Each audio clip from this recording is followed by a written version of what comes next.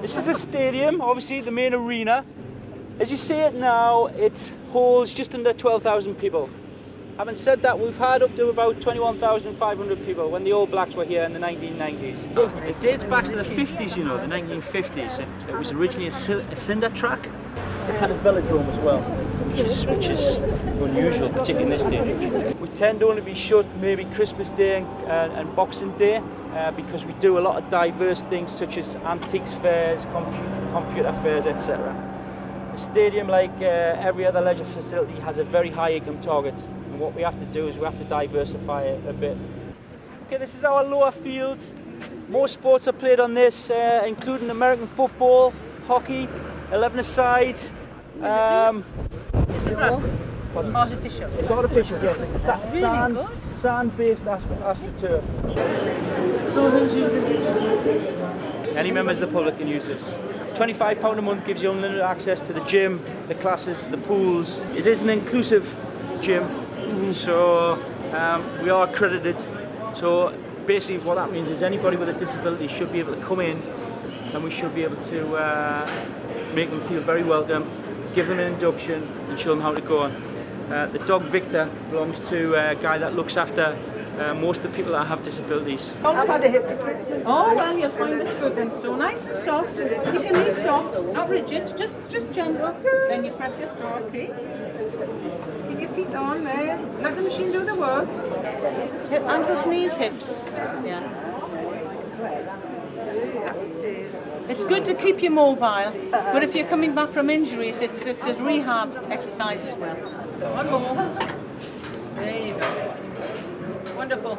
Yeah. You should always be trying to keep your back strong anyway. It's imperative. When you hit 39, you've got to keep your back strong. Okay? One of the challenges that we do have here is obviously the bypass. The bypass is it's 4 lanes of traffic, 2 going east, 2 going west. It's obviously an asset to get people in and out of Gateshead and into Newcastle and into South Tyneside. But for these people who live in particular along here, what we have to do is try and educate them in terms of the opportunities that exist. Historically, this place has always been known as the International Stadium. Yeah. So the term international, has some connotation as if, well, it's not really for me. Whereas actually it's the complete opposite.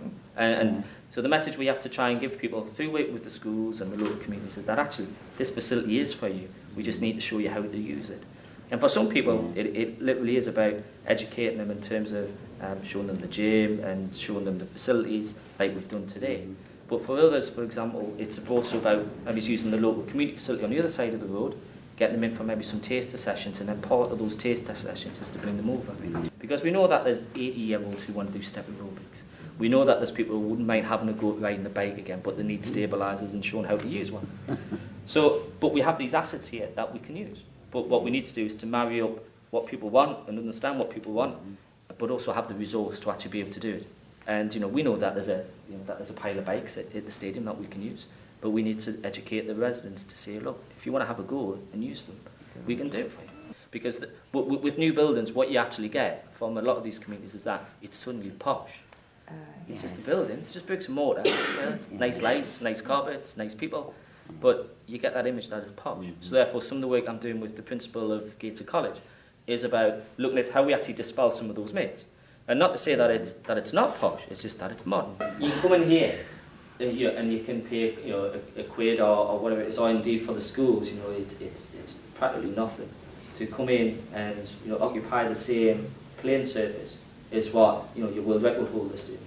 Can you imagine a school going up to St James's Park and paying a couple of quid and playing on the pitch? It doesn't quite happen like that. So therefore, the facility, when you think about it, actually it's got an almost uniqueness to it. It's probably only shared with swimming pools, in that the people who actually create the world records are actually using the same surface as what Joe Bloggs, who turns up on his bike, does.